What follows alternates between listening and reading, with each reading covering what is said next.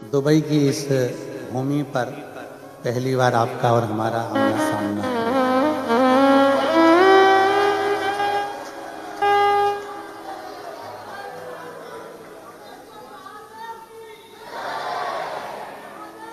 तो इस कथा का दिव्य और भव्य सुंदर आयोजन आप लोगों का एक लोटा जल कहीं शंकर जी ने सुन लिया और स्वीकार कर लिया, इसलिए कथा दुबई में हो। और ये सारी समस्या का हल एक लोटा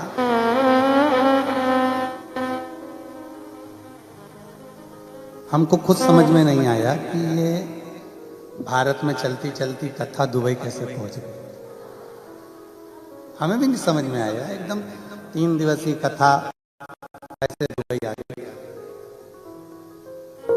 पर तुम्हारी भक्ति में कहीं ना कहीं भोले बाबा ने आपकी अविरल भक्ति को स्वीकार किया है, इसलिए ये शिव महापुराण की कथा भारत की भूमि से कुबेरेश्वर धाम से चलती चलती दुबई की इस पवित्र भूमि पर आई।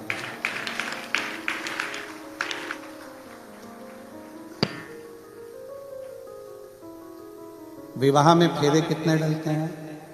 7। आपका और हमारा जन्म केवल 7 दिन में हुआ है, रविवार, सोमवार, मंगल, बुध, गुरु, शुक्र और शनि। मरेंगे कितने दिनों में? यही 7 दिन, अलग से कोई दिन आने वाला नहीं। भगवान कृष्ण ने जिस गोवर्धन पर्वत को अपनी उंगली पर उठाकर रखा वो कितने कोस का है? 7 कोस। भगवान कृष्ण ने अपनी उंगली पर जिस पर्वत को उठाकर रखा कितने दिन तक उठाकर रखा? 7 दिन तक। और भगवान कृष्ण ने जिस पर्वत को अपनी उंगली पर उठाया, भगवान की उम्र भी केवल 7 वर्ष की ही थी।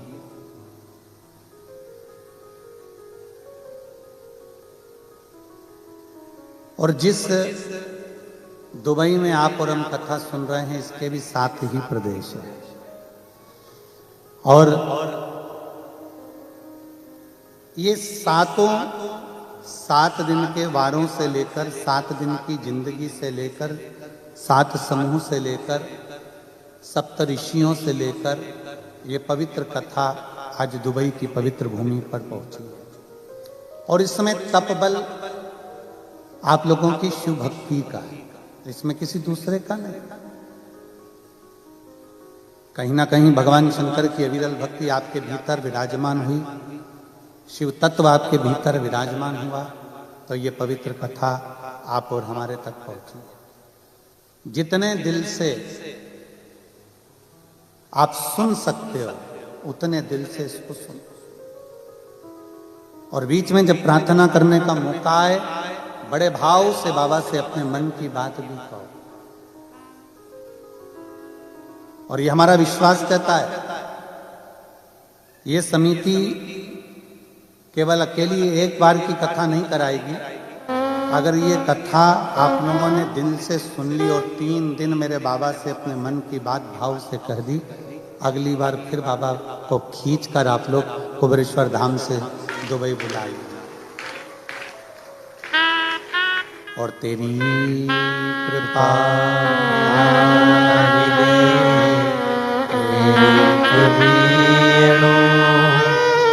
लेते हैं श्वास तेरी कृपा से तनो तनो। बखान क्या करूं मैं राखों के ढेर का, चपटी भभूत में अजजाना कुबेर का। गंगाधार मुक्ति द्वार ओमकार तू, भोले ओमकार तू। आयो शरण तिहारी शंभो तार तार तू। ये शिव की कृपा से प्राप्त है। भगवान शंकर की करुणा से, उनकी दया से, उनकी उदारता से प्राप्त होगा। जिस दिल से, जिस भाव से, जिस स्नेह से आप इस कथा को स्वीकार करेंगे, उस भाव से ये कथा आपके भीतर पहुंचकर आपका कल्याण करेगी। 24,000 श्लोक हैं शिव महापुराण के अंतर्गत, करोड़ों करोड़ों शब्द हैं शिव महापुराण के अंतर्गत। अब उन शब्दों में से आपको क्या शब्द अपने जीवन में उतारना, क्या अपने जीवन में ले सकते हो, वो लेने का प्रयास। कितना ग्रहण कर सकते हो उतना ले।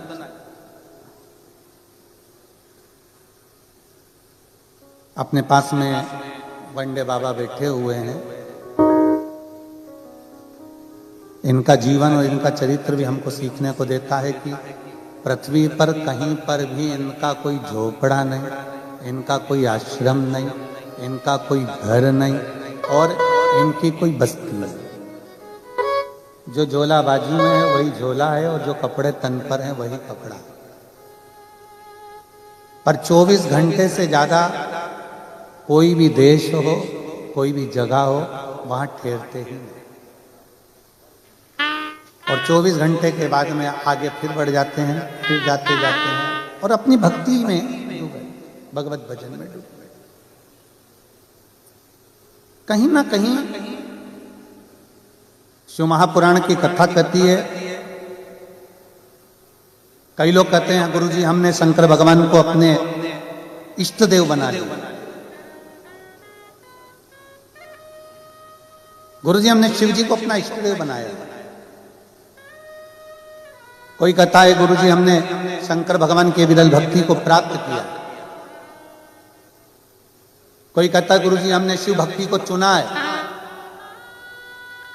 बल्कि ये ना कहो कि हमने शिव भक्ति को चुना है, बल्कि ये कहो कि मेरे महादेव ने आपको अपने लिए चुना है, आपको चुना है। और यजमान परिवार कथा करवा रहा है और ये पूरी समिति आगे बढ़कर कथा कर रही है और व्यवस्थाएं करने में लगी हुई है, तो कहीं ना कहीं भोले बाबा की बड़ी बड़ी करुणा, बड़ी कृपा, बड़ी उदारता।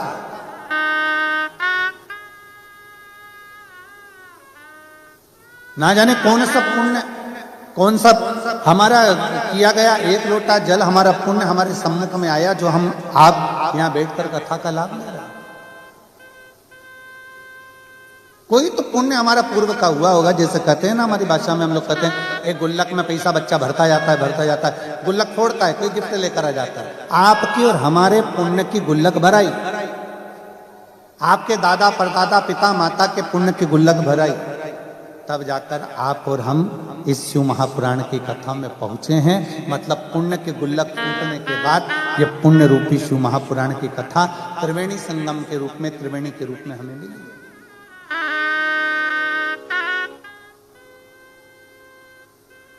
और पूरा विश्व इस कथा को आस्था चैनल के माध्यम से देख रहा है, पूरा विश्व।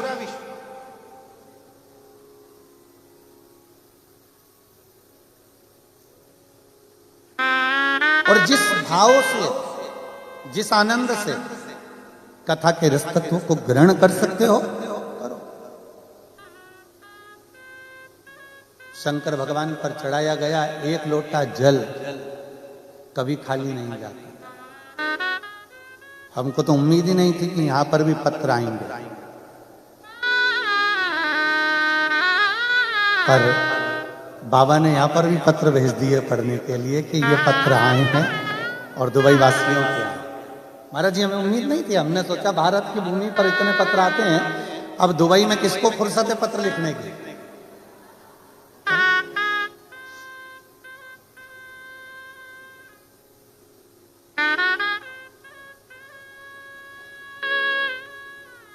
पर जब हम आ रहे थे तो हमने देखा कि फ्लाइट में बहुत सारी दीदियां कोई भोजन परस रही हैं, कोई बेटियां किसी को चाय दे रही है, किसी को कॉफी दे रही है। चीनी के और कांच के बर्तन थे। हमने मन में विचार करा, भारत से चलने वाली फ्लाइट में सारा भोजन चीनी और कांच में दो मना नहीं है, पर चाय और कॉफी और जूस मट्टी के कुल्हड़ में दो, क्योंकि जाते जाते भी कम से कम हमारे भारत की मिट्टी को चूमते हुए तो जाओगे। भारतीय अगर जाएगा तो कम से कम भारत की मिट्टी को चूमता चूमता तो जाएगा। देख रहे। और जब दुबई में कल पहुंचे शाम को, रात्रि के समय पर, शाम के समय पर, तो यहाँ देखकर एक और चीज अच्छी लगी कि अभी भी यहाँ रहने वाले जितने भी भारतीय हैं या अन्य हैं, इनके अंदर संस्कारों की कमी नहीं हुई है, इनमें संस्कारों की प्रबलता हुई। और यही आगे बढ़ाता है। हमें अपने को आगे बढ़ाने के लिए दो चीजें मूल हैं, एक शिक्षा और दूसरा संस्कार। एक है हमारी शिक्षा और एक है हमारा संस्कार। आप अगर आगे बढ़ रहे हो, आप उन्नति की सीढ़ी पर चढ़ रहे हो, इसमें ऊपर चढ़ाने में किसी का भी हाथ नहीं है, केवल आपकी शिक्षा और आपके संस्कारों का, आपकी मेहनत का। हमने पहले भी कथा में कहा, ये कभी विचार ना लाइएगा कि सीवर वाले महाराज जी के पास में कोई हो ऐसी बूटी, ऐसी कोई दवाई जिससे हमारा दुख मिट जाए। ना ना ना, कर्म गति को काटने के लिए, अपने दुख को मिटाने के लिए आपको भी शंकर की शरण लेना पड़ेगी और हमको भी शंकर की शरण लेना पड़ेगी। आप कहीं नहीं जा सकते, कोई मंदिर, कोई देवालय, कोई शिवालय। आप अपने देश में अगर हो सकता है भारत देश में रहें तो मंदिर शिवालय नजदीक नजदीक में होते हैं, बाजू में लगे होते हैं, एक दो घर छोड़कर आप एक लोटा जल चढ़ा सकते हो। पर यहाँ तो मंदिर, देवालय, शिवालय भी बड़ी दूर और आप जा भी नहीं सकते, तो कम से कम एक लोटा जल अपने ही बगीचे में, अपने ही घर के बाहर जो गमले में मिट्टी है, उस मिट्टी को थोड़ा सा ऊंचा उठाकर और एक लोटा जल अपने देवाधिदेव महादेव को भाव से श्री शिवाय नमस्तुभ्यम कहकर जब हम समर्पित करते हैं, तो मेरा ओघड़दानी, मेरा शंभु, मेरा त्रिकालदर्शी, मेरा कैलाशी अविनाशी उसको स्वीकार कर लेगा, उसको स्वीकार करेगा।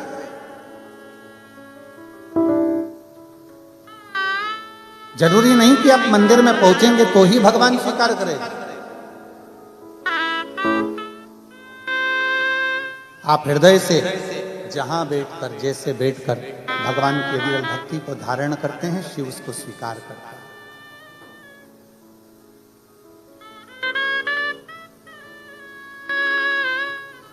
महाराज जी यहाँ भारत से आई हुई वह निधि बेटी बैठी हुई है, जो बनारस की काशी जी की पूर्व कथा की भी यजमान थी, और अभी जो कथा हुई थी सतुआ बाबा जी पर आए थे, उसमें भी यजमान पद इस बेटी ने ग्रहण किया।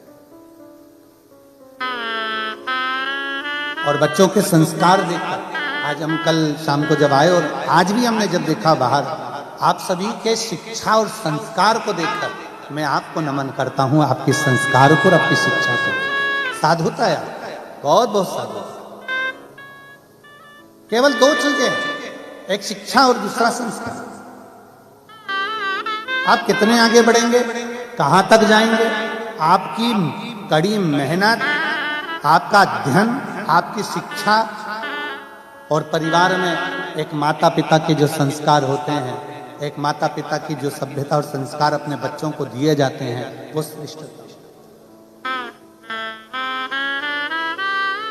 कल हम जिन यजमान परिवार के यहाँ रुकना हुआ, वहाँ देख रहे थे उनके बहुओं को, बच्चों को, कि सब दीप मालिका लगाकर और भगवान की इतनी सुंदर आराधना में, पूजन में और स्वागत में लगे हुए थे कि उसको देखकर बड़ा अच्छा लगा। यही हमारी शिक्षा, यही हमारे संस्कार। और झलकना चाहिए अपने माता पिता ने हमको क्या दिया। हमारे माता पिता हमको क्या प्रदान करें, हमारे माता पिता ने हमको क्या दिया, ये यहां हमें झलकना चाहिए।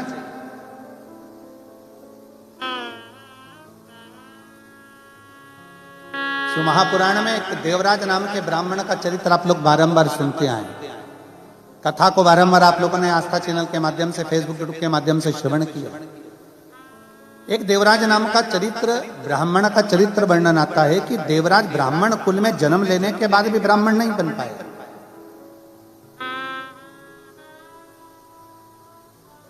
ब्राह्मण कुल में जन्म लेने के बाद भी ब्राह्मण तत्व उसके भीतर नहीं उतर पाया। जरूरी नहीं कि आप बहुत उच्च कुल में जन्म ले लिए और बहुत उच्च हो गए।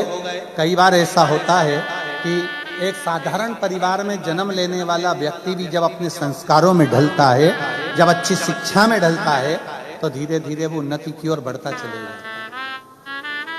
दो शब्द हैं,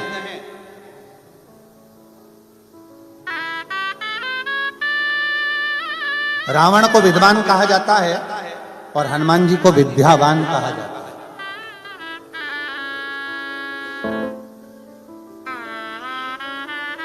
दो शब्द हैं, रावण को विद्वान कहा जा रहा है और हनुमान जी महाराज को विद्यावान कहा जा रहा है। हनुमान चालीसा के अंतर्गत आता है विद्यावान गुणी अति चातुर। हनुमान जी को विद्यावान कहा जाता है, पर रावण को विद्यावान नहीं कहा जाता। वो बड़े विद्वान है, सारे शास्त्रों का ज्ञाता है, सब मर्म जानता है, सारी विद्या जानता है, सब कुछ अच्छा जानता है। उसके बाद भी रावण को विद्यावान नहीं कहा गया, उसको विद्वान कहा गया। क्योंकि पढ़ लेना एक अलग विषय, शास्त्र का अध्ययन कर लेना एक अलग विषय, पर उस शास्त्र को अपने भीतर उतार लेना, नम्रता धारण कर लेना, झुक जाना, प्रणाम कर लेना, नम्रता धारण कर लेना, ये रावण नहीं धारण कर पाया। ये धारण था श्री हनुमान जी महाराज। और विद्यावान गुणी अति चातुर, राम काज करिबे को आतुरे। हनुमान जी महाराज के भीतर विद्यावानता का चरित्र है कि जब हनुमान जी किसी से भी मिलते हैं, हनुमान जी कहीं पर भी जाते हैं, सबसे पहले हनुमान जी महाराज झुककर प्रणाम करते हैं, नमन करते हैं। एक बार तो ऐसा हुआ कि हनुमान जी महाराज जब राम जी से प्रथम बार मिलन करने के लिए गए, जब सुग्रीव ने भेजा पता करो कि दो वन में कोई मनुष्य आए हैं, घूम रहे हैं, हनुमान जी जब गए उनसे मिलने के लिए, ब्राह्मण का वेश था, संत का वेश था, और राम जी महाराज के चरणों को जाकर नमन करते हैं, प्रणाम करते हैं। राम जी जान गए कि यह कोई साधारण नहीं है, मैं क्षत्रिय और ये ब्राह्मण का रूप रख कर आया और मुझे नमन कर रहा है, प्रणाम कर रहा है, मतलब ये कोई सहज नहीं हो सकता, कोई साधारण नहीं हो सकता।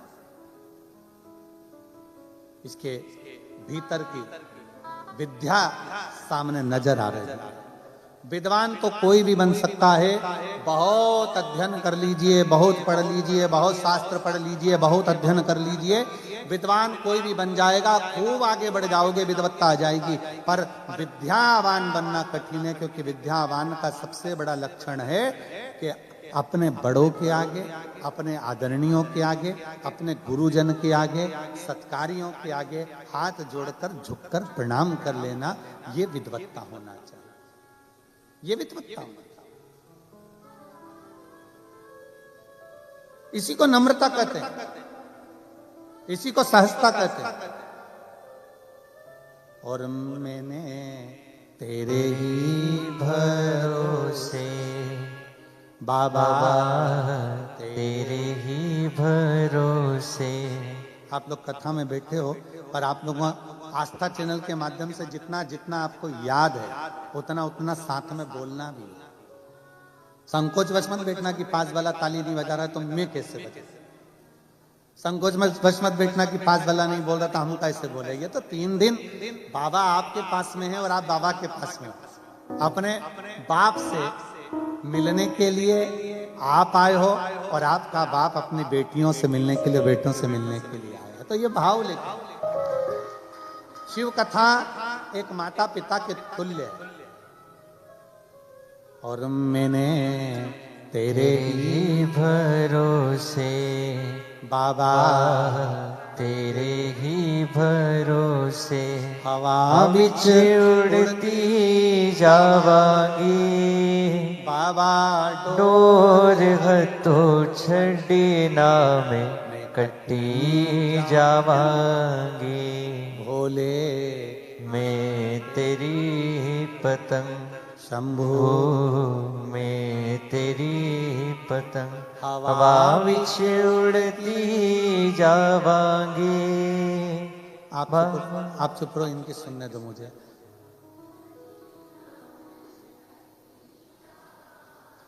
भोले तेरी शंभु में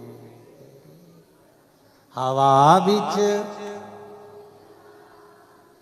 बाबा, डोर हथो छड़ी नामे कटी।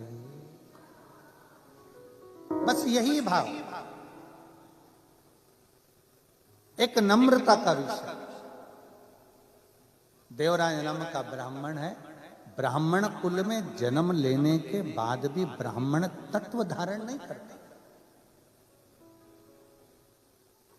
उसके भीतर ब्राह्मण तत्व नहीं है, भटक रहा है। ब्राह्मण कुल में जन्म लेने के बाद भी चोरी कर रहा है, ब्राह्मण कुल में जन्म लेने के बाद भी निंदा कर रहा है, ब्राह्मण कुल में जन्म लेने के बाद भी कपट कर रहा है, ब्राह्मण कुल में जन्म लेने के बाद भी छल छिद्र में डूबा हुआ।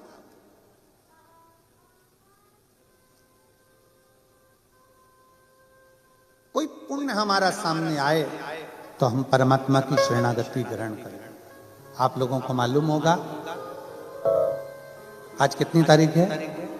जम के बोलो जरा। 9। दिन कौन सा है? सोमवार। तिथि अष्टमी। कितनी किस्मत लेकर आए, तुम विचार कर लो। सोमवार की अष्टमी के दिन कथा सुनो। आज हमारे पूरे भारत के लोग सोमवार की अष्टमी के दिन शंकर जी के मंदिर में जाकर बेलपत्र समर्पित करते हैं। शिव कथा सुनने के लिए पूरा विश्व आज तरसता है कि कैसे भी शिव महापुराण की कथा मिल जाए। और आज दुबई वालों के भाग्य खुल गए जो सोमवार की अष्टमी के दिन 9 तारीख को शिव पुराण मिल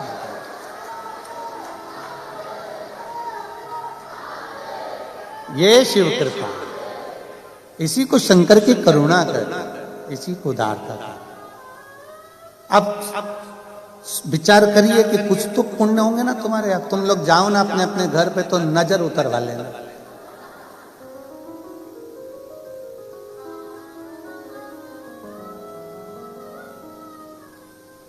कोई तो पुण्य है और बड़ा प्रबल पुण्य है।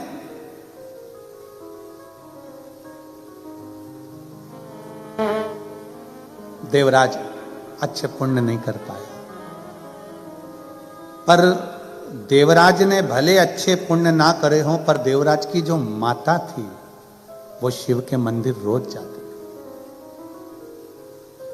कोई भी व्रत करो, कोई भी आराधना करो, कोई भी तप करो, कोई भी साधना करो, कोई भी मंत्र जाप करो, उसका फल मिलेगा कि नहीं मिलेगा हमको नहीं मालूम। पर शिव महापुराण की विद्येश्वर संहिता कहती है कि शंकर के मंदिर की अगर देहली भी चढ़ गए, या शिव महापुराण की साक्षी में पहुंच गए, या शिव महापुराण की कथा सुनकर कोई निकल कर जा रहा है, उसके मात्र मुख का दर्शन हो जाए तो समझ लेना कि आपके सारे पाप नष्ट हो गए और आप परमात्मा की शरणागति ग्रहण कर रहे। कितनी बड़ी बात लिखी है कि अगर मान लो गर्भस्थ कोई नारी है, गर्भस्थ कोई जीव है, हमारे दादा परदादा, हमारी दादी परदादी, नानी और नानी की भी कोई नानी, आदि शास्त्र कहता है कि कोई पुराण कोई शास्त्र 7 पीढ़ियों को उतारता है। महाराज जी शिव महापुराण की कथा कहती है, उज्जैन की ऋणमुक्तेश्वर मंदिर में पत्थरों पर अंकित लिखा हुआ है शिव महापुराण का लेख, कि केवल एक शिव महापुराण ऐसी है जो 7 पीढ़ी नहीं तारती है। शिव महापुराण ऐसी है जो 71 पीढ़ी को पार उतार देती है। महाराज 71 पीढ़ी को पार उतारती है। दादी का पक्ष, नानी का पक्ष, जो बेटा सुन रहा है उसके माँ बाप, उसके दादा दादी, और जो बेटी सुन रही है उसके माँ बाप, उसके दादा दादी और उसके नाना नानी, दोनों पक्ष चलते हैं, दोनों पक्ष चलते हैं।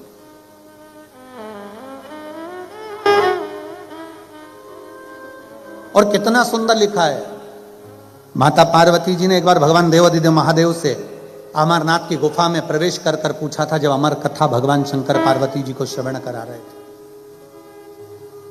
पार्वती जी को जब अमर कथा कर रहे हैं, तब बाबा देवाधिदेव महादेव भगवान शंकर से माता पार्वती जी पूछती है कि कोई स्त्री, कोई नारी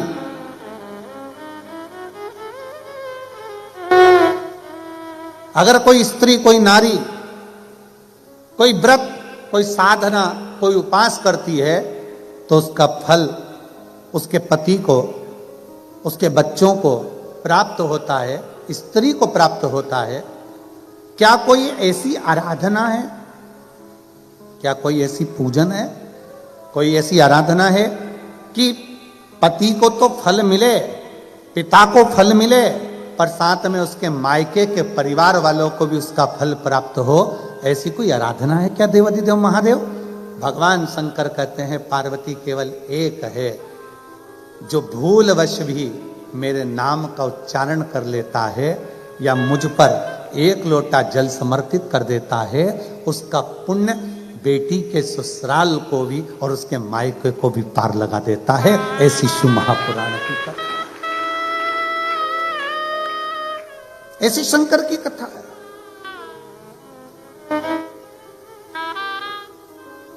और आप और हम कथा का रसतत्व ग्रहण करने के लिए बैठे, जितनी मेरी जीजियां बैठी हैं, जितनी मेरी बेटियां बैठी हैं, जितनी मेरी माताएं बैठी हैं और जितने मेरे जीजा बैठे हैं,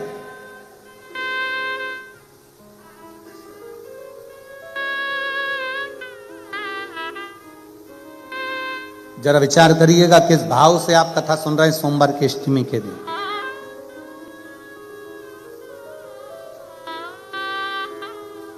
सही में इस कथा का नाम त्रिवेणी दिया तो वो त्रिवेणी सिद्ध भी हो गई। सोमवार, अष्टमी और शिव पुराण। लुटा दिया, लुटा दिया भंडार काशी वाले ने, कर दिया माला माल काशी वाले ने।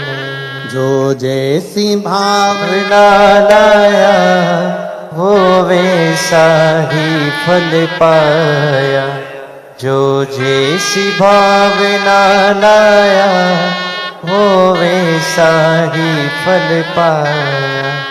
नहीं खाली उसे लौटाया, वो मन ही मन हर्षाया। नहीं खाली उसे लौटाया, वो मन ही मन हर्षाया। और कर दिया माला माल काशी वाले ने, लुटा दिया भंडार काशी वाले। शिव कृपा से, शंकर की उदारता से बेटी लिख रही है कि हम जो बाबा से कहते हैं, एक लोटा जल हम लोग अपने शिवलिंग पर चढ़ाकर जल को हम पौधे में समर्पित कर देते हैं गुरुदेव, पर बाबा से जो कहते हैं बाबा वो हमको दे देगा। आप दिल से उसकी आराधना करते हो, दिल से प्रार्थना करते हो, दिल से उसको कहते हो, तो वो दिल से देता भी। क्यों ना देगा? बस अपने हृदय से आप शिव को भजो। देवराज नाम का ब्राह्मण अच्छे कर्म से दूर था, अच्छा कर्म नहीं कर पाता, कभी ना भजन किया, ना कभी स्मरण किया, ना कभी कीर्तन किया। आप दिल से जहां बैठकर, जैसे बैठकर उसको भजते हो, वो दिल से स्वीकार करता है। दिल से भजो उसको।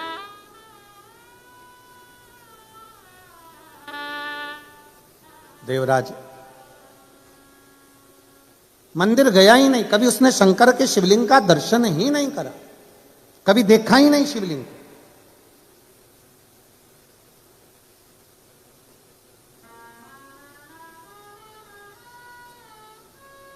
देवराज की पत्नी, बच्चे, कुटुंब, कबीला सब है,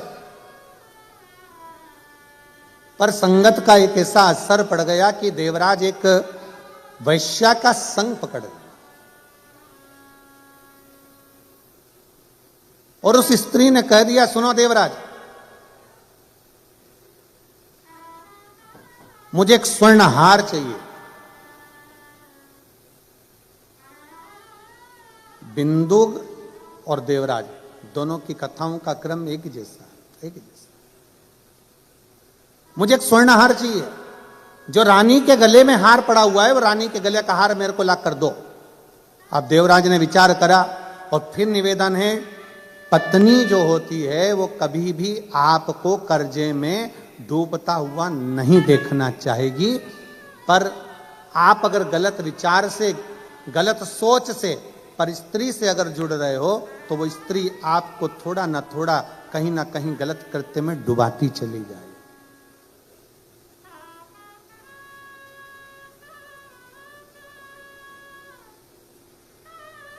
वो डुबाती चली जाए।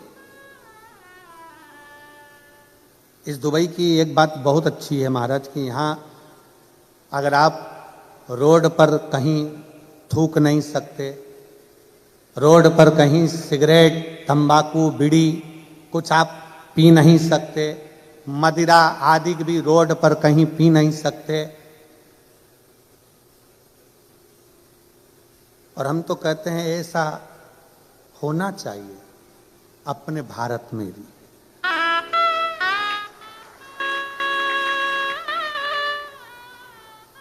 जहां मर्जी पड़ी वहां थूक दिया, जहां मर्जी पड़ी वहां बैठकर सिगरेट बीड़ी पी लिया, जहां मर्जी पड़ी वहां बैठकर मदिरा का पान कर लिया।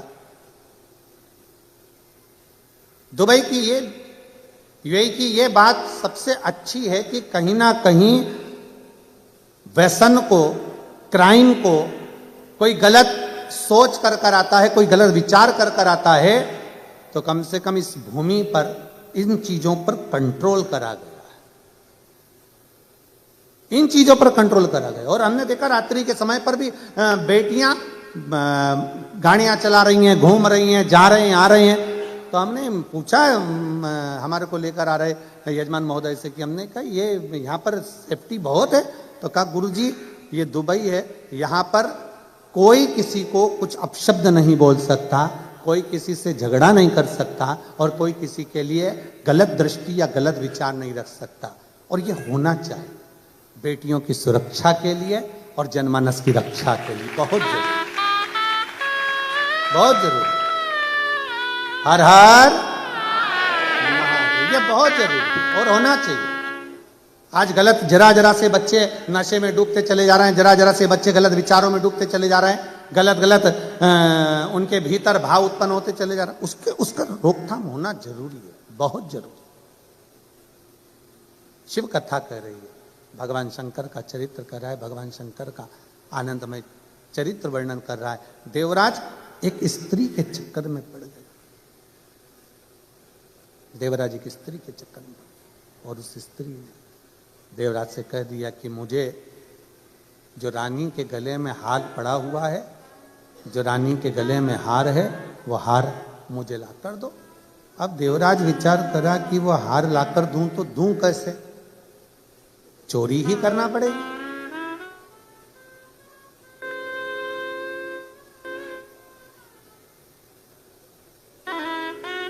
थोड़ा चोरी का धन एकत्रित करूंगा तभी तो मैं आगे बढ़ पाऊंगा, तभी तो मैं रानी को हार लाकर दे पाऊंगा।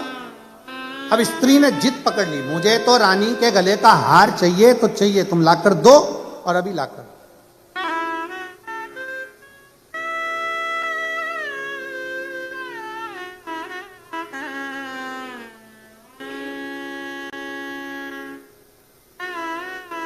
अब कभी कभी कोई व्यक्ति ऐसा होता है कि जिद पकड़कर बैठ जाता है। जैसे एक व्यक्ति नाई की दुकान पर गया, खबास की दुकान पर, और नाई की दुकान पर जाकर बैठ गया, और नाई की दुकान पर बैठा और नाई आया कैंची लेकर, कंघा लेकर बाल काटने के लिए।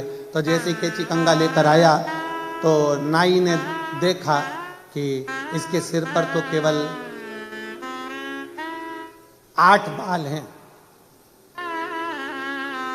कितने बाल हैं? केवल 8। अब नाई को आ गई गुस्सा कि ये मेरी हंसी उड़ाने आया मेरी दुकान पर, जब इसके बाल थे ही नहीं तो मेरे पास आया काहे को। तो नाई ने पूछा, बता गिनूं कि काटूं?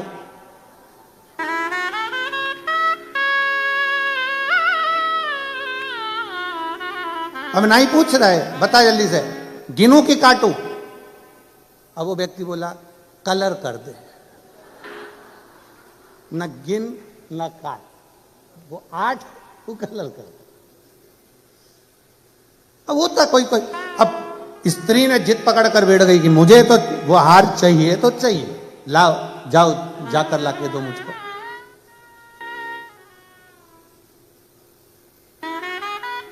अभी की अभी जाओ और मुझे हार ला कर दो।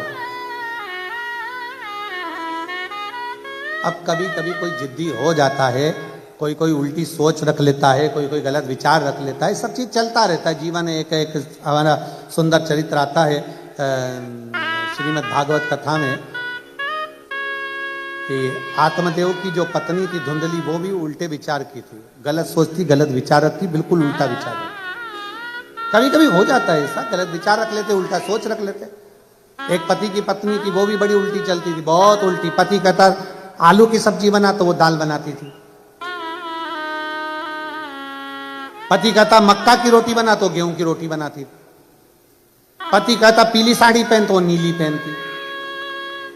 बड़ी पति बड़ा दुखी था, सालों निकल गए, पति के 40 साल शादी में निकल गए। आखिरी में एक दिन पति बड़ा दुखी हो गया। और कभी कभी ऐसा नहीं है कि जिंदगी में टेंशन नहीं आता, 40 साल के बाद पति को दुख आया और पति अपने गुरुजी के पास गया, गुरुजी मेरे पिताजी मरे, उनका श्राद्ध नहीं हुआ, मेरी माँ मरी, उसका श्राद्ध नहीं हुआ, ना पिंडदान करने देती है ना श्राद्ध जिमाती है, मैं मेरी पत्नी से बड़ा दुखी हूं, मैं मेरी पत्नी से बड़ा दुखी हूं। गुरुजी ने पूछा हुआ क्या? जब जब मैं पिंडदान का बोलता हूं वो कहती है तुम्हारे बाप कौन सा अच्छा काम करके गए जो उनका पिंडदान करा जाए, करने नहीं देती। अब तुम बताओ कि मैं क्या करूं? गुरुजी ने कहा एक काम कर, तू उल्टा चल। अब पति ने पूछा मैं उल्टा कैसे चलूं? कह देना श्राद्ध आए हैं, पिताजी का श्राद्ध नहीं करेंगे, हर चीज में तू उल्टा चल। उसने कहा ठीक है चल के देखता हूं। आज घर पर गया और पत्नी को आवाज लगा कर गया, सुनो कल पिताजी का श्राद्ध है पर अपन नहीं करेंगे। पत्नी जूड़ा कसती कसती आई, कैसे नहीं करेंगे, तुम्हारे 10-20 पिताजी थे, जरूर करेंगे। पति तक खुश हो गया, जिंदगी में पहली बार सीधी चली।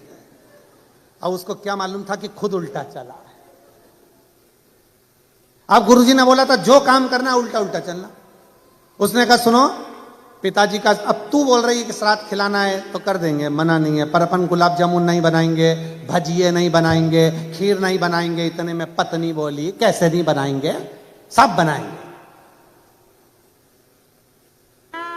फिर पति ने कहा अच्छा बना भी लेंगे ठीक है, पर अपने पंडित जी को भोजन करने नहीं बुलाएंगे। पत्नी बोली कैसे नहीं बुलाएंगे, बुलाएंगे और दक्षिणा भी देंगे। अब तो पति खुश हो गए, एकदम बढ़िया, मेरी पत्नी सही हो गई। पंडित जी आ गए,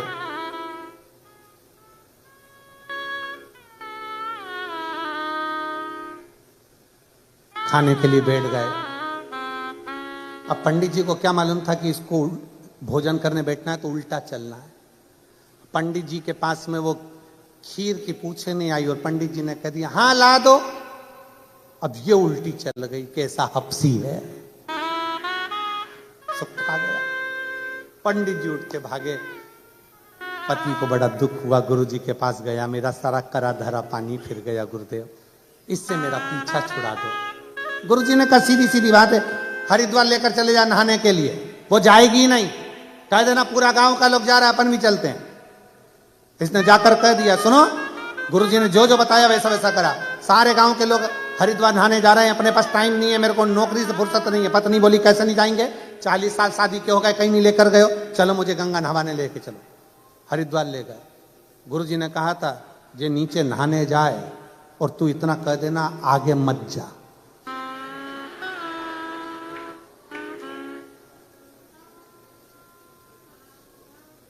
ये गंगा नहाने जा, तू के दिन आगे मत जा। और ये नहाने के लिए नीचे गई गंगा जी में, और पति चिल्लाकर बोला आगे मत जाना। पत्नी की बोली जाऊंगी जा। और जो आगे गई और गंगा जी में बह गई।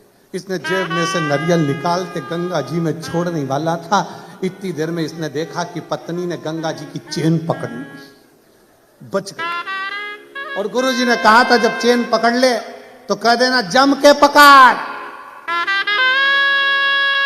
और इसने चेन पकड़ी और उसने कहा जम के पकड़। इसने कहा नहीं पकड़ना जा। जो छोड़ी पानी में बह गई। अब पति जेब में से नारियल निकाल के गंगा मैया ले जाए इसको, गंगा मैया ले जाए इसको, गंगा मैया ले जाए। ऐसी जिद किस काम की महाराज?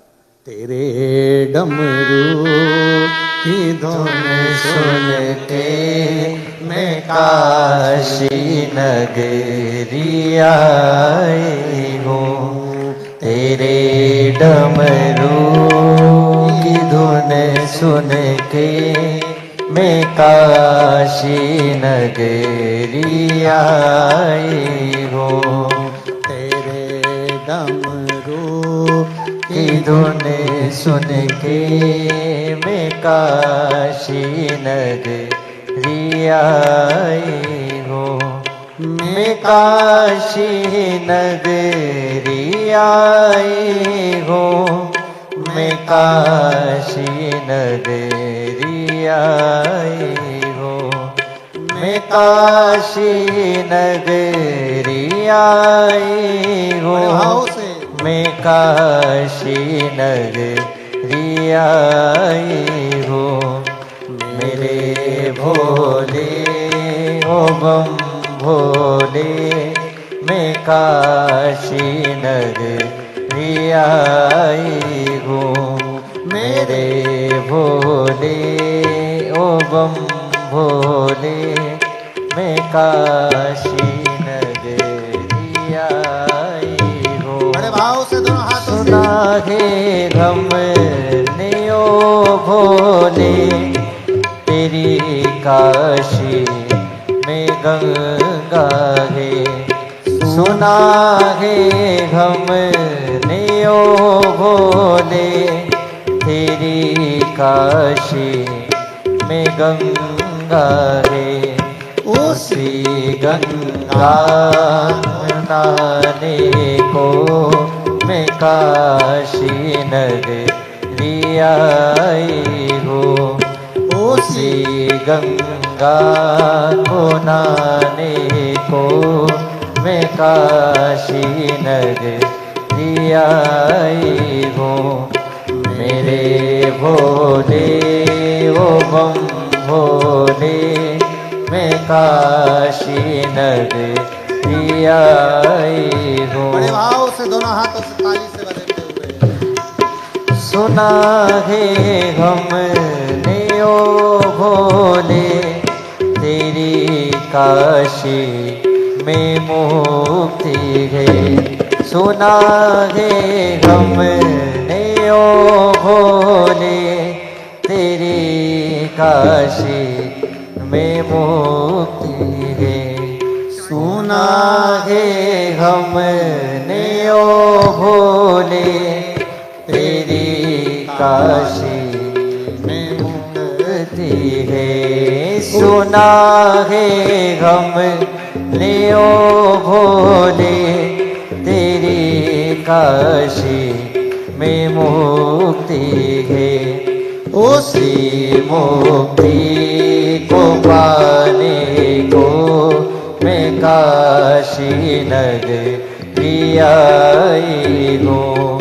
उसी मुक्ति को पाने को मैं काशी नगरी आई हूँ। बड़े भाव से ताली से मेरे भोले ओ बम भोले मैं काशी नगरी आई हूँ। सुना है हमने ओ भोले तेरी काशी में गोरा है। सुना है हमने ओ भोले तेरी काशी में गोरा उसी गोरा को पाने को मैं काशी नगरी आई हूँ। उसी गोरा को पाने को मैं काशी नगरी आई हूँ। मेरे भोले ओ बम भोले मैं काशी नगरी आई हूँ।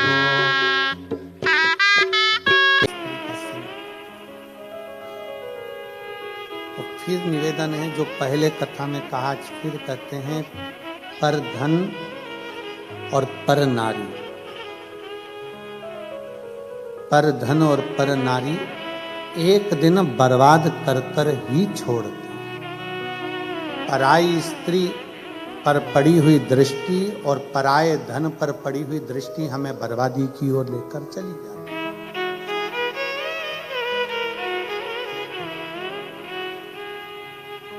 पर धन और पर नारी हमें गलत मार्ग की ओर लेकर ही जाएंगे और एक दिन डुबा कर ही मानेंगे, निश्चित है। शिव कथा कर रही, शिव महापुराण का चरित्र कर रही।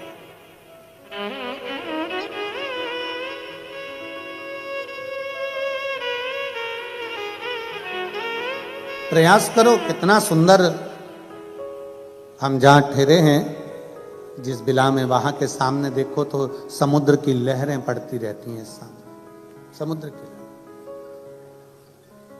कितना सुंदर ज्ञान है।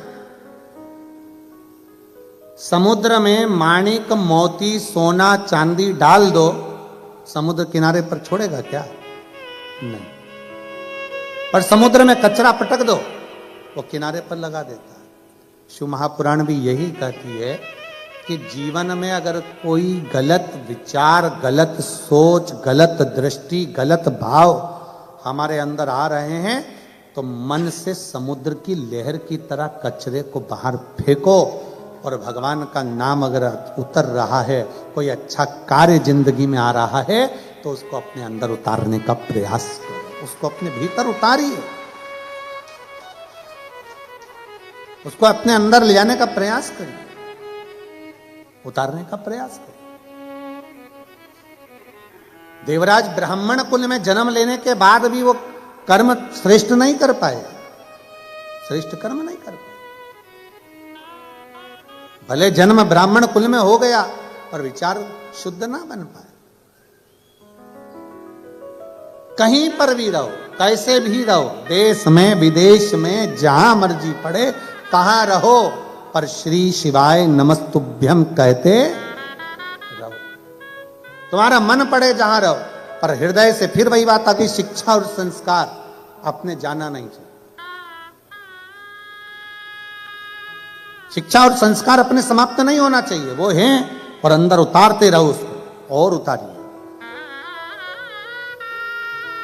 देवराज व्यसन में भी पड़ गया, देवराज स्त्री के चक्कर में भी पड़ गया, चोरी करने के लिए रानी के घर में प्रवेश कर गया,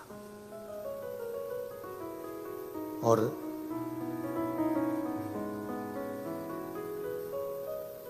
चोरी करने के लिए जब रानी के घर में प्रवेश करे, रानी का हार चाहिए था चोरी करने के लिए, जब अंदर गया, हार चुरा कर लेकर जब भागा, राजा को सूचना मिल गई कि रानी का हार कोई चुरा कर भागा है। पीछे पीछे पीछे पीछे दूतों को लगा दिया, पीछे पीछे दूतों को लगा दिया।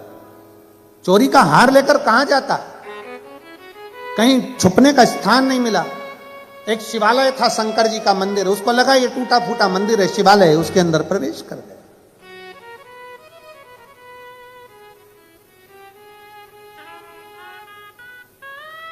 और उसको क्या मालूम था कि शंकर के मंदिर में अगर भूलवश भी अगर कोई पांव रख दे, शंकर के मंदिर में अगर कोई भूलवश भी चला जाए तो उसका फल क्या है, ये उसको अंदाजा नहीं था।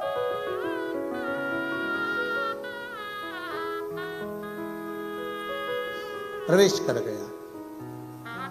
शिव कथा का स्मरण चल रहा था।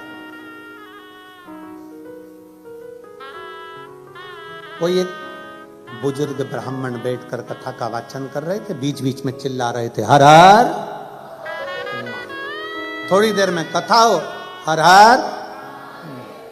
पहले हमारी भी आदत थी, हम भी चिल्लाते थे, बीच बीच में हम भी बोलते थे कि दीन बंधु दयालु दया कीजिए, जो दोनों हाथ उठाकर हर हर महादेव नहीं बोले उसको उठा लीजिए। पहले हम भी बोलते थे, पर हमने बोलना बंद कर दिया जब से लोगों ने पत्र लिखना चालू करे। एक व्यक्ति ने पत्र में लिखकर बोला, गुरुजी हम गाड़ी चला रहे होते हैं, हेडफोन में कथा सुन रहे होते हैं और आप बोल देते हो कि जो हर हर नहीं बोले उसको उठा लीजिए, तो हमको गाड़ी खड़ी करना पड़ती है, दोनों हाथ से पहले बोलना पड़ता हर हर महादेव, फिर गाड़ी बढ़ाना पड़ती है। लोग देखते हैं अच्छा नहीं लगता, लोग समझते हैं इसको मिर्गी का दौरा मोरा आ गया।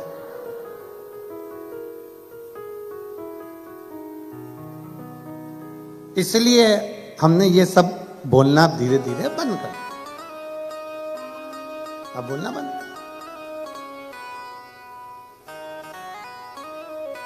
अब ज्यादा तेज तेज हम हर हर महादेव ही नहीं बुलवाते, क्योंकि पास में कोई बेचारी सो रही है जबकि, और तुम इतने तेज चिल्ला दिए तो एकदम उसको ऐसा सदमा लग जाता, उठ कर हो गया।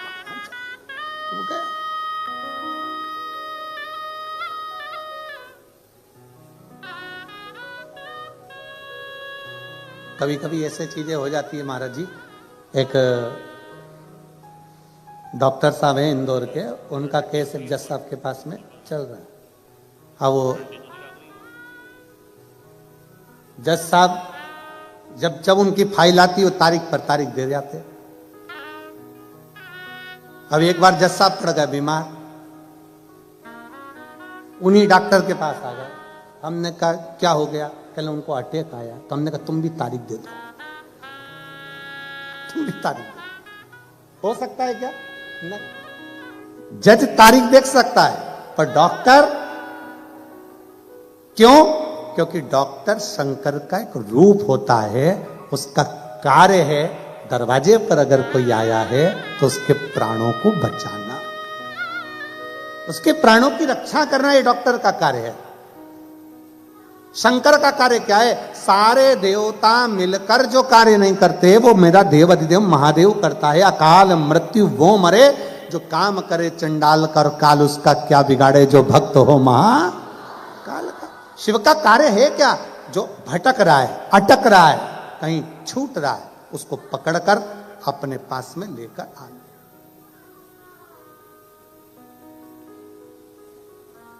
शंकर भगवान का कार्य क्या है?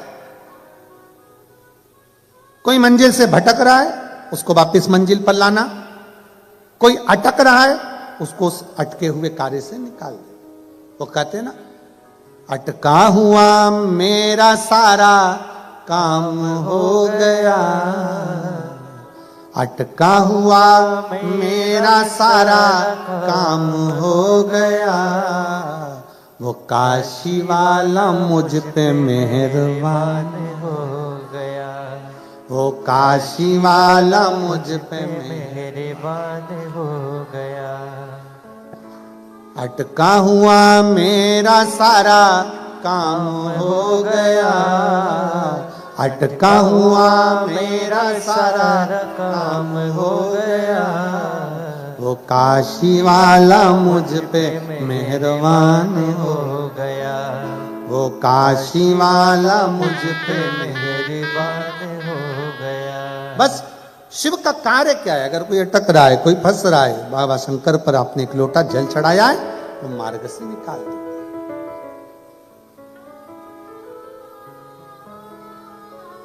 अभी वो जीजी आई थी, वो कह रही थी गुरुजी मंदिर के अंदर जाकर लोटा भर के जल चढ़ा नहीं सकते, इसलिए हम घर में ही मट्टी का शिवलिंग का निर्माण कर कर बाबा को एक लोटा जल चढ़ा देते हैं और बाबा हमारे जल को स्वीकार कर कर हमारा कार्य कर देता है। यही प्रेरणा कौरव और पांडवों का जब युद्ध प्रारंभ हुआ था, कौरव और पांडवों का युद्ध जब कुरुक्षेत्र की भूमि पर होने जा रहा था, एक रात्रि के पहले पूरी सेना कुरुक्षेत्र की भूमि पर पहुंच गई थी।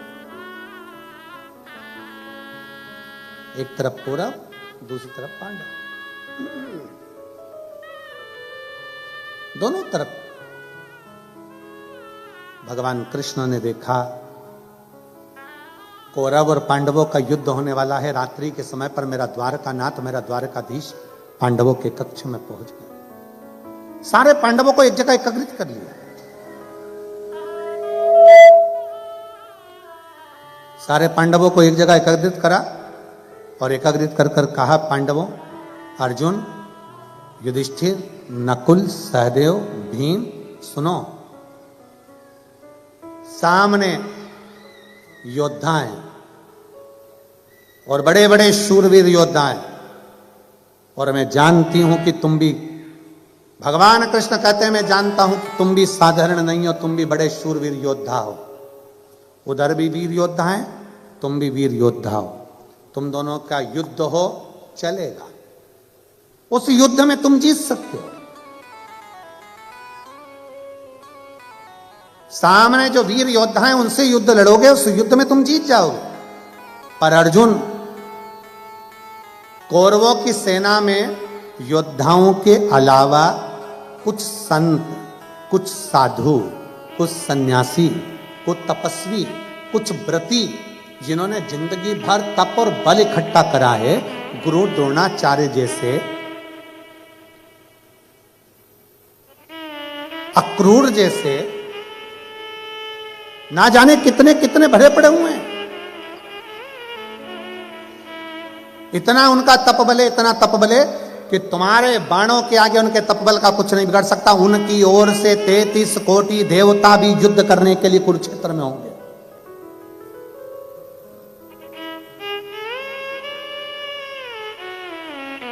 जब वो युद्ध लड़ेंगे, उनकी ओर से 33 कोटि देवता युद्ध लड़ने के लिए होंगे। अर्जुन ने पूछा, तो फिर करना क्या है? आप जो बोल दोगे हम वो कर लेंगे। भगवान कृष्ण ने कहा, अर्जुन एक काम करो, कल से युद्ध प्रारंभ होगा, तुम एक पार्थिव शिवलिंग का निर्माण करो। और पार्थिव शिवलिंग का निर्माण करना, फिर निवेदन है, पार्थिव शिवलिंग का निर्माण जरूरी नहीं है कि घर के अंदर आकर करो। तुम्हारे घर के बाहर जो गमला लगा है, उस गमले में अपने शिवलिंग की मिट्टी को थोड़ा सा उठाया और वहीं पर निर्माण कर कर घर में से एक लोटा जल भर के लाकर उसी पर चढ़ा दिया, दूसरा लोटा जल लाकर उसका विसर्जन कर दिया। वही मिट्टी, वही गमला, वहीं पर विसर्जन, उसी स्थान पर, एक ही जगह।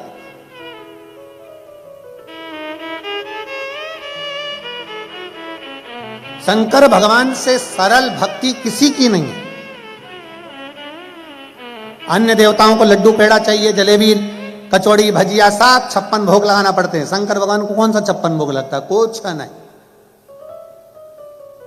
अन्य देवताओं को बहुत सारा श्रृंगार चाहिए, शंकर भगवान को कोई श्रृंगार की जरूरत नहीं। वो तो खुद ही सुंदर है। कर्पूर गौरम करुणावतारम, स्वयं सुंदर।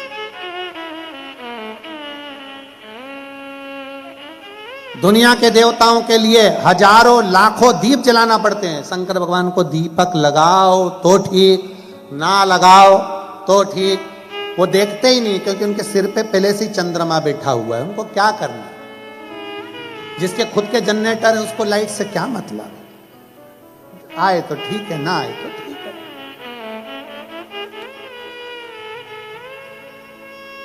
शिव जी को वस्त्र आभूषण से मतलब नहीं है।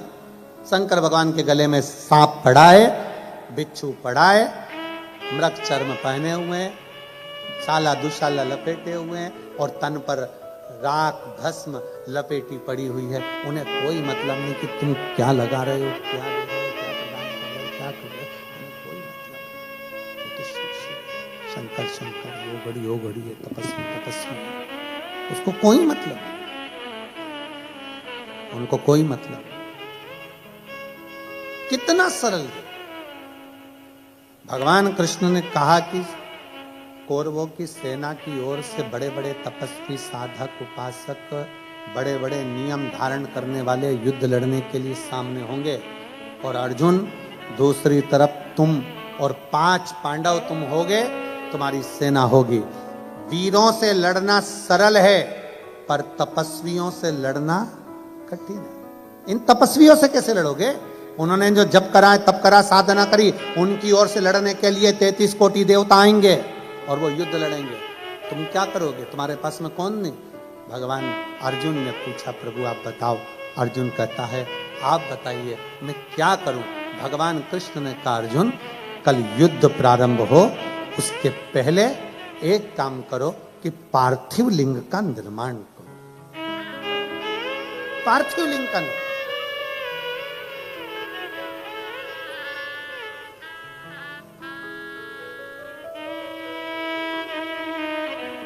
पार्थिव लिंग का निर्माण करने वाला कभी खाली नहीं जा सकता। एक पत्र है,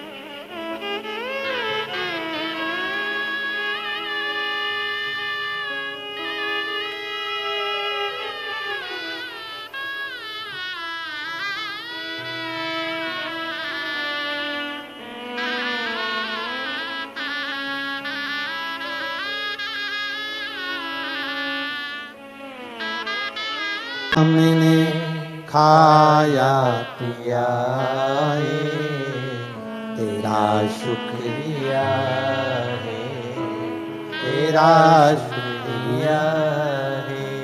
मुझे भोले बाबा ने बहुत दे दिया है, तेरा शुक्रिया है, तेरा शुक्रिया। ये जायदाद दी है, औलाद दी है, ये जायदाद दी है, औलाद दी है। मुसीबत में हर वक्त इमदाद दी है, मुसीबत में हर वक्त इमदाद दी। तेरा ही दिया मैंने खाया पिया है, तेरा ही दिया मैंने खाया पिया है, तेरा शुक्रिया है, तेरा शुक्रिया है। मुझे भोले बाबा ने बहुत दे दिया है, तेरा शुक्रिया है, तेरा शुक्रिया। बस उसको साधुता देते। शुक्राना और मुस्कुराना दोनों जरूरी है। धन्यवाद देते रहो और जिंदगी में मुस्कुराते रहो। धन्यवाद भी दो और मुस्कुराओ भी। ऐसा भगोने जैसा मुंह लेकर कभी मत रहो। भगोने जैसा कई लोगों की आदत रहती है, पार्टी में भी जाएंगे तो ऐसे रहेंगे जैसे मुसद्दी लाल, मुंह उतरा हुआ है। इतने टेंशन में दिखेंगे कि लगता है पार्टी में आए काय को। इतना प्रसन्न।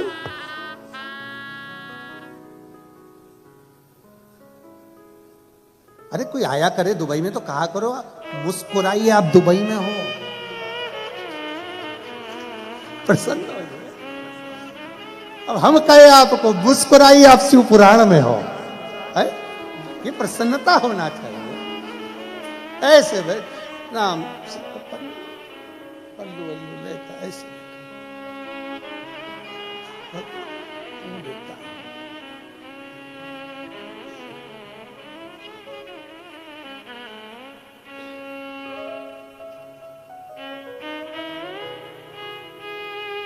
कई लोग सफर में भी ऐसे रहते। अभी हम आ रहे थे भोपाल से मुंबई तक आए, वो तो ठीक था, पर मुंबई से दुबई तक आए वो थोड़ा सोचनीय था।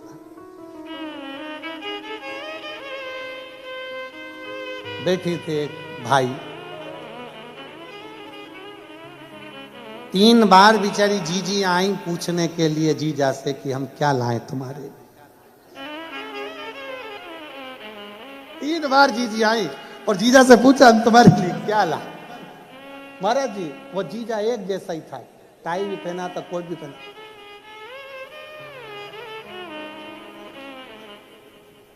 हमें पहले लगा कि हो सकता है गर्दन मर्दन साइटिका माइटिका इसकी कोई बीमारी। वो जीजी ने कहा भी सर आप एकदम कड़ले हो रहे हो, तो वो बटन दबा के थोड़ा सा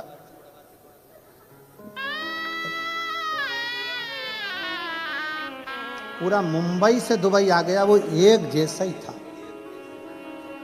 एक जैसा ही।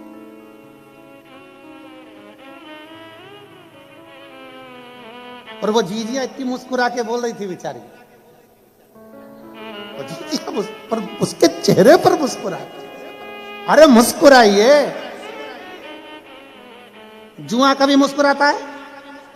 झिंगुर, चींटी, कीड़ा, इल्ली, काकरोच, कुत्ता मुस्कुराएगा? मुस्कुराहट तो केवल मेरे भोले बाबा ने मनुष्य को दी है कि मुस्कुराए। मुस्कुराहट केवल मनुष्य को दी, बाकी किसी को नहीं, किसी को भी। कभी मच्छर को पकड़ के कहना मुस्कुरा, मुस्कुराए, मुस्कुराने, मुस्कुराहट केवल मनुष्य को दी। शिव कथा कर रही है, भगवान शंकर का चरित्र करा है। भगवान कृष्ण ने कह दिया अर्जुन जाओ और एक पार्थिव शिवलिंग का पूजन करो, पार्थिव शिवलिंग का निर्माण करो। पार्थिव लिंग का निर्माण करिए।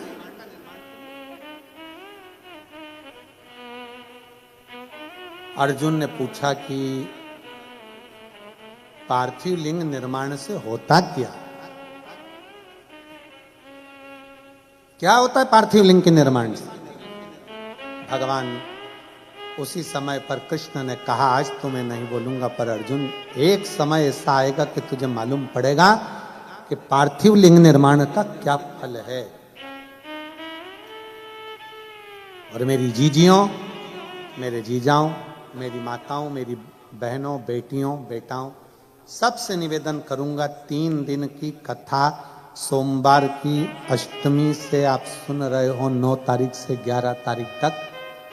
11 तारीख को ये कथा विराम हो जाएगी। उसके बाद में आप 3 महीने के अंदर हमें सीहोर में लेटर लिखकर जरूर बताना कि तुमने जो पंडाल में बैठकर मांगा वो बाबा ने दिया कि नहीं दिया, बताना जरूर। आप बैठे हो कथा में, कथा श्रवण कर रहे हो, दिल से भाव से कथा सुनने के लिए आए हो, बाबा ने दिया ना दिया, क्या मांगा आपने, ये आपके ऊपर निर्भर कर। और खाली ना जाता कोई दर से तुम्हारे, खाली न जाता कोई दर से तुम्हारे, मैं भी खड़ी हूँ नन्ही बाहें पसारे, अपने हृदय से लगा लो, लगा लो, गिरा जा रहा हूँ, उठा लो, उठा लो, भोले अपने दर से अब तो न टालो, गिरी जा रही हूँ, उठा लो, उठा लो। आप दिल से जो मांगोगे, दिल से जो बोलोगे, अर्जुन कहता है क्या मैं पार्थिव लिंग का निर्माण करूं, पूजन करूं, आराधना करूं, क्या शिव मुझे कुछ देंगे? शंकर भगवान कुछ प्रदान करेंगे?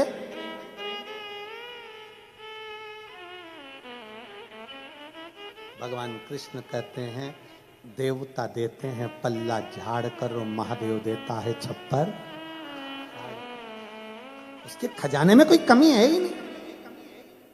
क्या कमी होगी उसके खजाने में, जरा विचार करिए।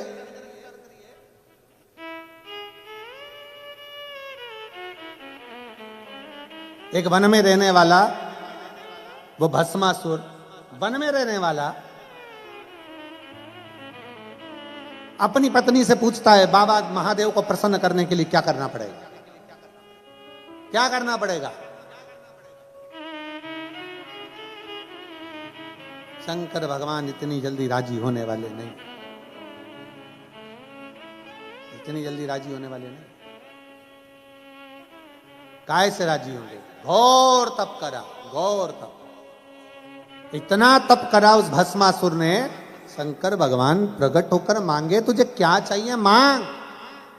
उसने कहा बस कुछ नहीं चाहिए, आप मुझे अपने चरणों की कोई थोड़ी सी सेवा बता दो जिससे मुझे रोज आपका दर्शन होता रहे। शिव जी ने कहा ठीक है, मैं चंदन वंदन कुछ नहीं लगवाता, मेरे को भस्म प्रिय है, तो मुझे रोज राख ला, भस्म ला और मेरे शरीर पर चढ़ा के जा, तेरे को भस्म की ड्यूटी दी आज। ठीक है। अब पत्नी रोज पति से पूछती कहाँ जा रहे हो, तो क्या भस्म लेके शंकर जी के पास जाना है। रोज भस्म ले जाता, शिव जी को चढ़ा देता, रोज ले जाता, रोज चढ़ा देता, रोज ले जाता, रोज चढ़ा देता। अब 3 दिन से मुर्दे ही नहीं आए, किसी का अंतिम संस्कार ही नहीं हुआ, फैक्ट्री बंद। भस्म कहां से आएगी? अब कोई मरे तो भस्म आए, भस्म कहां से आएगी? 4 दिन हो गए। पत्नी ने पूछा क्या बात है, तुम खाना वाना नहीं खा रहे हो, भोजन नहीं कर रहे हो? कोई मर नहीं रहा। अरे तो तुम्हें मरने से क्या दिक्कत है? क्या मरे तो जले, जले तो भस्म बने, और भस्म बने तो शिव जी को चढ़े। अब कोई मरने को तैयार नहीं।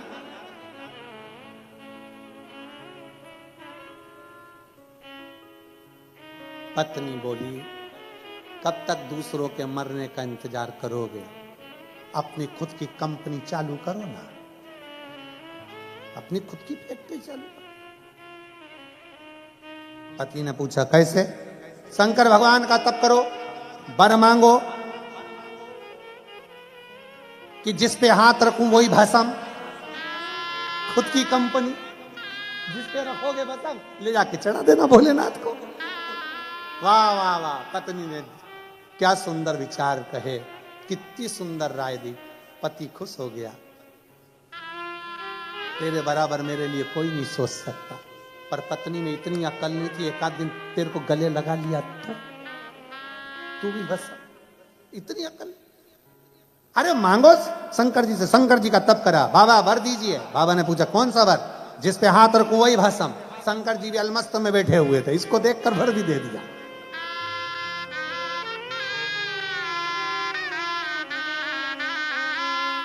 रावण को बाबा तूने लंका दिया है, और भस्मासुर को तूने कंगन दिया है, और उसी ने तेरा पीछा किया भोले बाबा, उसी ने तेरा पीछा किया भोले बाबा।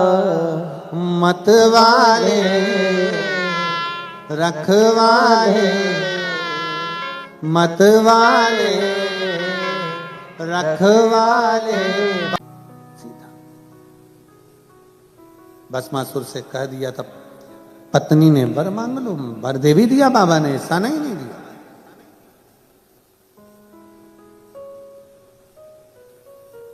वर लेकर आ भी गया था भस्मासुर। पत्नी से कह दिया मुझे वर मिल गया, मैं जिस पे हाथ रखूंगा वो भस्म हो जाए। पत्नी पास में खड़ी थी, दूर पहुंच गई, बहुत दूर।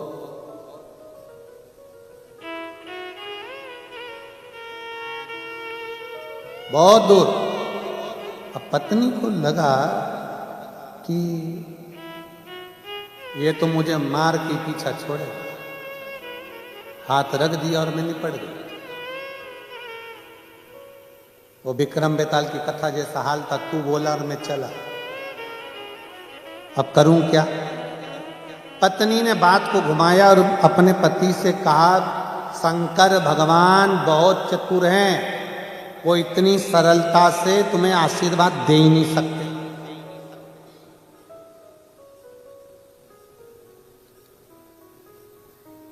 नहीं, शिव जी ऐसा कर ही नहीं सकते, उन्होंने तो मुझे वर दिया। चलो, अगर शंकर भगवान ने सही में तुम्हें वर दिया है तो तुम शंकर जी पे हाथ रख के बता। पत्नी ने जैसे ही बोला, पति को लग गया कि हाँ शंकर भगवान पे ही हाथ रख के देखता। और जो शिव जी के पास पहुंचा, बोले बाबा आज मैं आपके ऊपर हाथ रखना चाहता हूं। शंकर जी ने पूछा क्यों? मेरी पत्नी बोली प्रैक्टिकल वही करो, प्रैक्टिकल वही। बाबा तो छोड़ के भागे। भगवान नारायण बचे। पार्थिव लिंग की पूजन का महत्व कितना है, पार्थिव पूजन की महत्वता कितनी है, शिव महापुराण की कथा कहती है कि भगवान शंकर का चरित्र कहता है, पार्थिव लिंग पूजन का महत्व कहता है। अर्जुन तुम करो तो शिवलिंग का पूजन। अर्जुन ने पांडवों के साथ मिलकर कुरुक्षेत्र की भूमि पर युद्ध प्रारंभ होने से पहले एक शिवलिंग का निर्माण करा, जो आज भी कुरुक्षेत्र की भूमि पर निर्मित है। एक स्थान पर शंकर के शिवलिंग का निर्माण करा, जिसको स्थानेश्वर शिव महापुरुष भगवान शंकर का चरित्र कहते हैं। स्थानेश्वर शिवलिंग का, स्थानेश्वर महादेव का, कुरुक्षेत्र की भूमि पर विराजमान,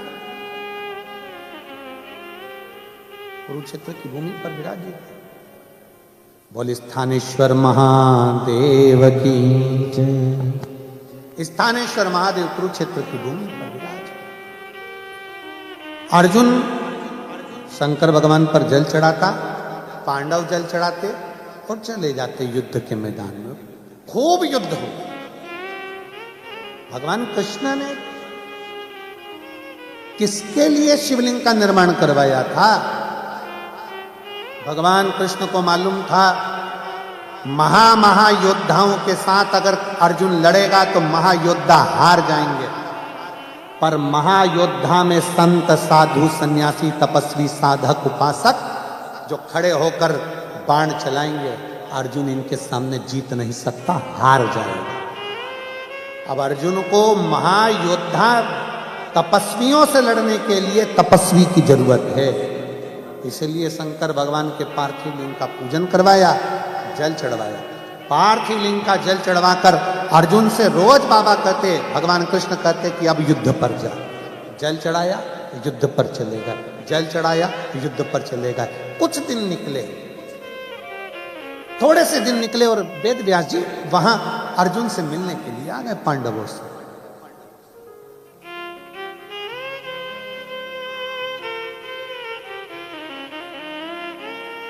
वेद व्यास जी जब अर्जुन से मिलने के लिए, पांडवों से मिलने के लिए आए, बीच रास्ते में पांडव मिल गए। आज युद्ध थमा हुआ था। पूछा, अर्जुन ने वेद व्यास जी को प्रणाम किया, नमन कर कर कहा, प्रभु आपके चरणों में मैं दंडवत करता हूं, प्रणाम करता हूं। थोड़ा मेरे मन का संशय, क्या आप संशय मिटा सकते हो? मेरे मन में थोड़ी सी संशय ताड़ी हुई है, वो संशय समाप्त कर सकते हो?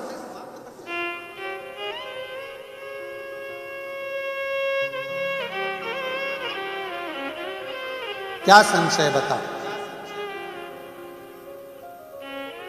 संशय है क्या? महाराज जी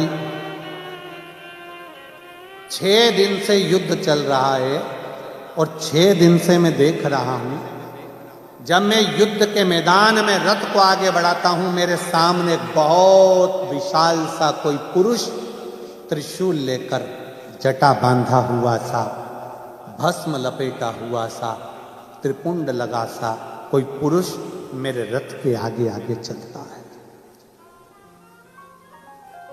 मैं 3 बार रथ से नीचे उतरा, बाहर जाकर देखा कोई पुरुष मुझे दिखता नहीं।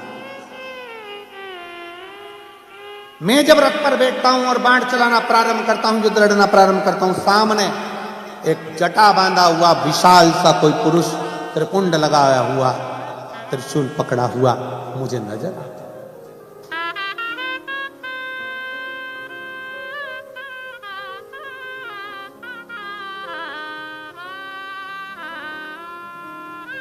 समझ नहीं आता कौन है, कौन? वेद व्यास जी हंस दिए। अर्जुन एक बात बताओ, क्या तुम युद्ध के मैदान में आने से पहले क्या शंकर भगवान को 1 लोटा जल चढ़ाकर जाते हो, शिव की पूजन करके जाते हो? अर्जुन ने कहा, द्वारकाधीश जी ने कहा था कि एक शिवलिंग का निर्माण कर और रोज उस पर जल चढ़ाना, फिर युद्ध के मैदान में जाना। आपसे भी निवेदन है, अर्जुन जैसी चतुरता रखो, अपने घर से निकलने से पहले एक लोटा जल महादेव को समर्पित कर कर जाओ, उसका फल क्या होता है तुमको मालूम पड़ेगा। उसका फल क्या है?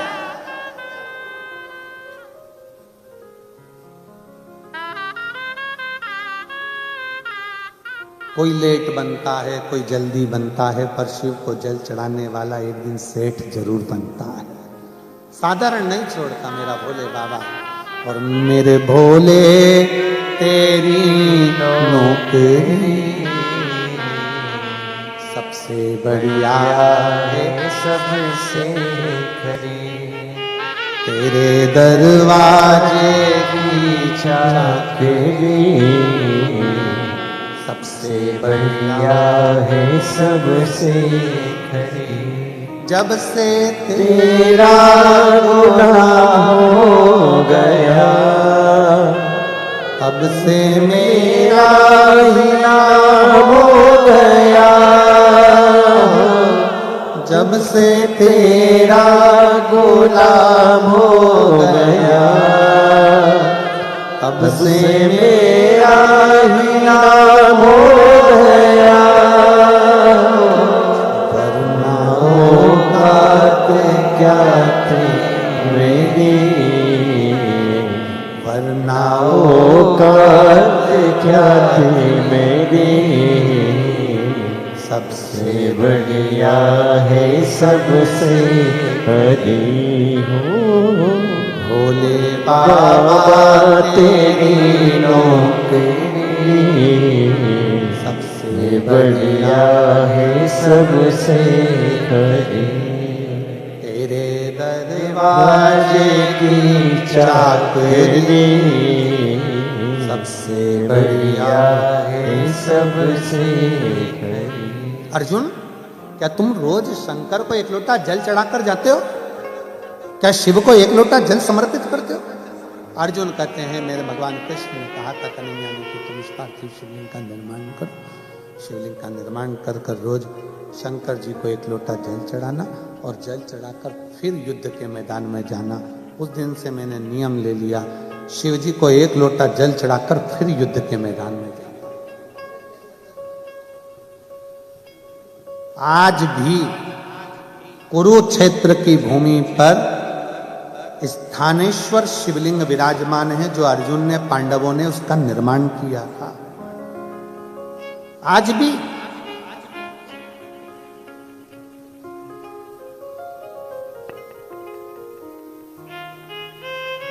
कौन है ये? अब वेद व्यास जी महाराज बोले, अर्जुन तुम कहते हो कि मैंने शंकर को एक लोटा जल चढ़ाया और फिर गया। अर्जुन, और क्या देखा तूने? तो अर्जुन कहते हैं, महाराज जी मैंने देखा त्रिशूल लेकर कोई सामने खड़ा हुआ है, और जब मेरे सामने कोई संत, कोई साधु, कोई गुरु द्रोणाचार्य जैसा, भीष्म पितामह जैसा, अक्रूर जैसे काका, विद्वानों में विद्वान धर्मध्वज जब बाण चलाते हैं, तब मैंने देखा है कि सामने कोई त्रिशूल लेकर खड़ा होता है, और उसके त्रिशूल में से मेरे बाण नहीं निकलते, मेरे बाण को छूकर त्रिशूल में से बाण निकलना प्रारंभ होते हैं, और वो बाण मेरी रक्षा करते हैं। मेरी रक्षा, कोई दूसरा रक्षा नहीं कर रहा है।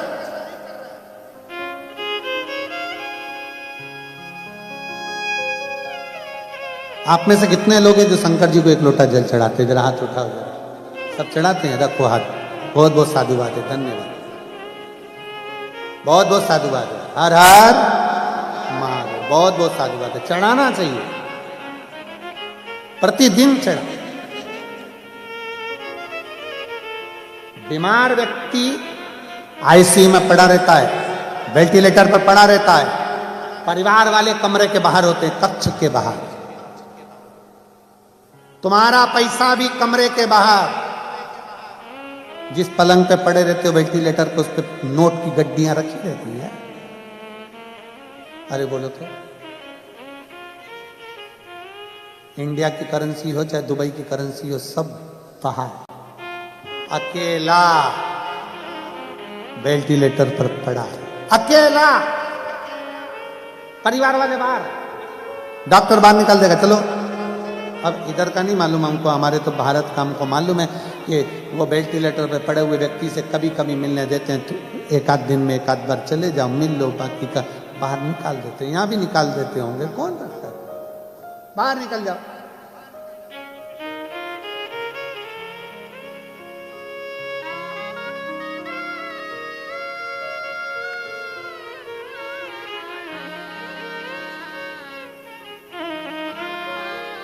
भीड़ नहीं होना, चलो बात। अब भीड़ के चक्कर में तो ये लफड़ा हुआ है ना सारा। कथा हो रही थी दूसरी जगह, लोगों ने इतने फोन लगा दिए, दुबई वालों ने इतने फोन लगा दिए वह होटल में कि उसने आधी रात को 1:30 बजे कैंसिल कर दी।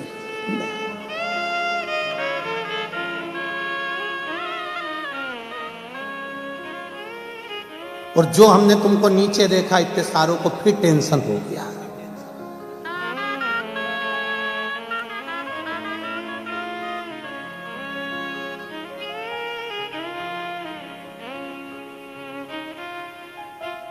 अब शिव कथा कह रही है कि शंकर है,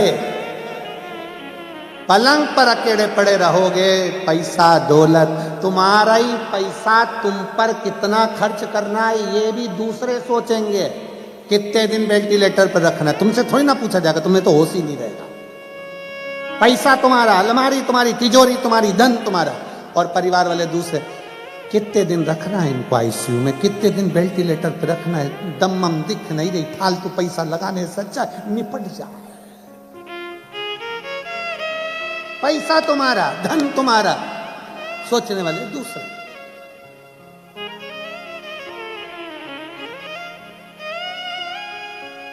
धन दूसरा, पैसा दूसरा, सब दूर, सब दूर, परिवार दूर, पत्नी बच्चे कुटुंब कबीला सब दूर। अकेले आईसीयू में पलंग के पास अगर कुछ होगा तो क्या होगा? जो तुमने एक लोटा जल शंकर जी को चढ़ाया वो जल तुम्हारे पास में रहेगा, शिव तत्व तुम्हारे नजदीक में रहेगा। शंकर जब पास में होता है तब लोग फोन लगा कर कहते काका जी का एक्सीडेंट हो गया, जरा महामृत्युंजय के पाठ बिठा दो। महामृत्युंजय के पाठ का मतलब क्या? शंकर पास में आना चाहिए, शिव नजदीक। और जितना शिव का करीब में होगा, मेरे भोले बाबा जितने पास में होंगे, उतना जीवन एक आनंदमय होगा, उतना जीवन आनंद।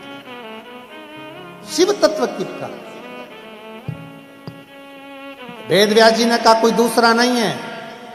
तुम जिस शंकर भगवान को एक लोटा जल चढ़ा कर जाते हो, वो देव अधिदेव महादेव तुम्हारी रक्षा करने के लिए तुम्हारे सामने खड़े, तुम्हारे सम्मुख में रहते, कोई दूसरा नहीं। देवराज नाम का ब्राह्मण गलत काम कर कर शिव के मंदिर में चोरी का धन लेकर पहुंच गए। उनकी माता ने कोई जल चढ़ाया था, उसका प्रताप ये रहा कि देवराज नाम के ब्राह्मण के प्राण छूटने पर शंकर भगवान नंदी पर बिठा कर लेकर गए। एक बिंदु नाम का ब्राह्मण था, पानी में डूब के मर गया। 3 तरह से मरे हुए व्यक्ति का मोक्ष नहीं है, पानी में डूबकर मरे हुए का, सर्प के डसे से मरे हुए का, और स्त्री के हाथ से मरे हुए।